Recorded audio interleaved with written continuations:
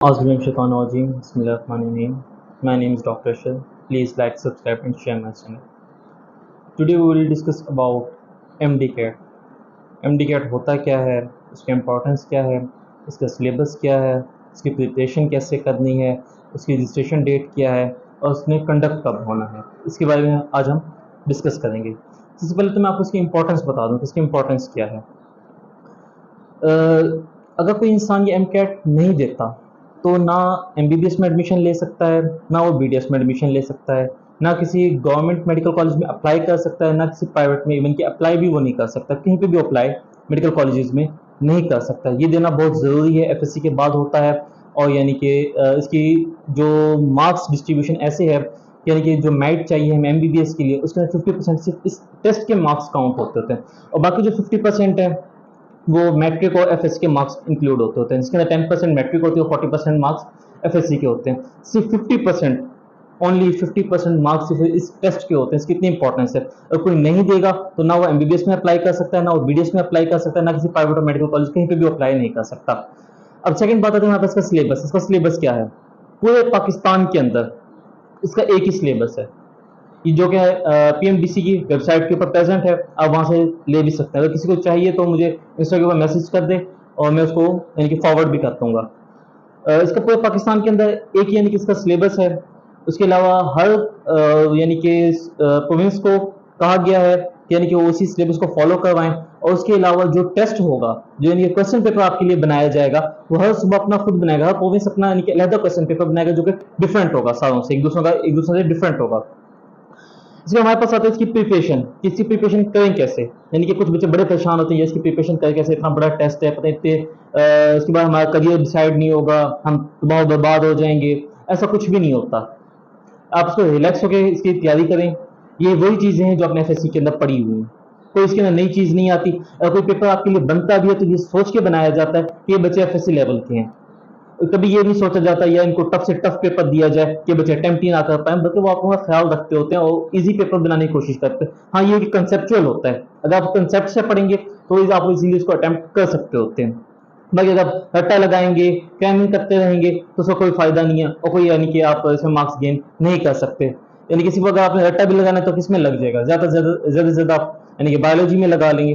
बाकी यानी कि न्यूमेरिकल्स होते हैं, फिजिक्स के, केमिस्ट्री के भी न्यूमेरिकल्स होते हैं। और जो कि इसके इंग्लिश के अंदर तो वोकैब आई होती है हमारे पास, यानी कि कुछ यानी कि और भी चीज़ें होती हैं इंग्लिश की, जिसको हमें यानी कि प्रॉपर यानी कि उसको कंसेप्ट से उसको अटेम्प्ट करना होता है। ताकि अगर इसकी हमें अच्छी प्रिपरेशन के लिए हमारे पास इंस्टीट्यूट्स हैं, किप्स है, स्टार इंस्टीट्यूट है, स्टार एकेडमी है, ग्रिप है। ये सारे इनके एक अच्छे इंस्टीट्यूट्स हैं जहाँ जो कि इनकी अच्छी प्रिपरेशन करवाते होते हैं MCAT के हवाले से। इनकी हमें पास प्रैक्टिस बुक्स भी मिलती होती हैं। Practice makes man perfect. इनकी जितनी प्रैक्टिस बुक्स हैं, आप जितनी ज़्यादा से ज़्यादा प्रैक्टिस करेंगे आपके लिए उतना फ़ायदा है। हर कॉलेज की या इंस्टीट्यूट की अपनी अलग प्रैक्टिस बुक होती है। आप कोई भी ले लें, लाजमी नहीं है कि अगर आप यानी कि हर किसी की खरीदें, आप किसी एक की भी खरीदें, उसके यानी कि उसको यानी कि कोशिश करें उसको खुद करने की। फिर उसके बाद जो आपसे गलतियां होती हैं आप उसका हल निकालें और फिर उसको देखें आपने गलती की क्या है और किस वजह से की है, और जो उसका यानी कि उनके पास सॉल्यूशन है वो क्या है और उसकी रीज़न क्या है। इसके अलावा हमारे पास एक और यानी कि वेबसाइट है जिसको हम प्रीमेड के नाम से जानते होते हैं। प्रीमेड यानी कि एक ऐसी वेबसाइट है जिसके ऊपर सारे, जब से MCAT होना स्टार्ट हुआ है, चाहे वो नम्स है, चाहे FMDC का है, चाहे वो MDCAT है, सारे पेपर जब से यानी कि शुरू हुआ है टेस्टिंग सिस्टम, उसके सारे पेपर वहाँ पे मौजूद हैं। आपको इसकी सब्सक्रिप्शन लेनी पड़ती है जो तकरीबन 2000 से 4000 के दरमियान है, तकरीबन ऐसी ही है। जहाँ पे आप इतनी यानी कि MCAT के लिए इतनी फीस पे करते थे 50-60 हज़ार रुपये, अगर आप 2-4 हज़ार भी पे कर लेंगे तो ये आपके लिए ज़्यादा फायदेमंद है। हर तरह का पेपर है इसके अंदर। और इसकी सबसे बड़ी खास बात ये है कि आपको प्रॉपर डेकोरम दिया जाता है टेस्ट का। जितना यानी कि आपको टाइम ड्यूरेशन उधर होता है यानी कि एग्जामिनेशन हॉल के अंदर MCAT के, वैसे आपको टाइम ड्यूरेशन इधर दिया जाता होता है। उसके बाद आप यानी कि जब सारे क्वेश्चन अटेम्प्ट कर लेते हैं, आपसे जो मिस्टेक होती हैं वो बाद में उसको आपको उसके आंसर्स भी देगा और विद रीजन देगा कि आपने यानी कि ये इसका सही जवाब है, उसकी रीजन क्या है, और वो प्रॉपर्ली उसको एक्सप्लेन करके भी देगा। ये काफ़ी अच्छी वेबसाइट है। मैं यानी कि हर मेडिकल MDCAT जो बच्चे कर रहे हैं उनको मैं रिकमेंड करूँगा कि वो इसको ज़रूर यानी कि इसकी सब्सक्रिप्शन ले। एक साल की सब्सक्रिप्शन 2 से 4 हज़ार की कोई इतनी महंगी भी नहीं है यार, ये ले लेनी चाहिए। इसके बाद हमारे बच्चों को एक बहुत बड़ा सवाल ये होता है कि इसकी रजिस्ट्रेशन कब स्टार्ट होगी।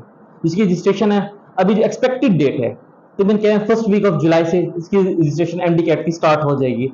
सिर्फ एक्सपेक्टेड डेट, कंफर्म डेट अभी तक कोई भी यानी कि अनाउंस नहीं की गई और ना ही किसी को अभी तक पता है। और ये कंडक्ट कब होगा? तकरीबन ये 27 अगस्त 2023 को ये कंडक्ट होगा। अभी तक जो पीएमडीसी ने अपना नोटिफिकेशन इशू किया है या उन्होंने इनके जिस वेबसाइट्स के ऊपर इनके एक्सप्लेन किया हुआ है कि इनके 27 अगस्त 2023 को हम एमडी कैट को कंडक्ट करवाएंगे।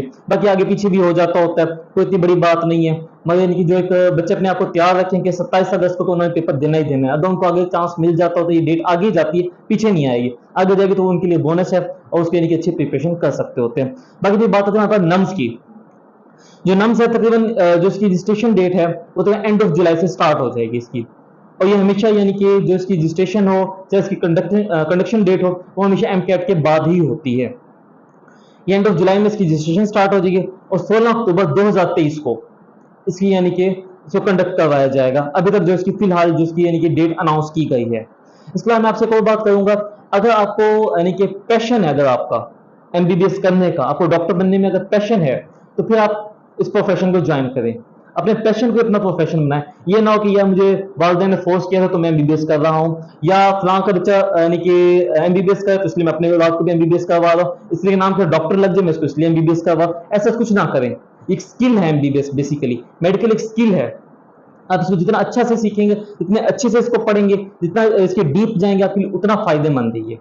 आप इसको अपने प्रोफेशन को यानी कि अपने पैशन को अपना प्रोफेशन बनाए तो आपके लिए ज्यादा यानी कि फायदेमंद है।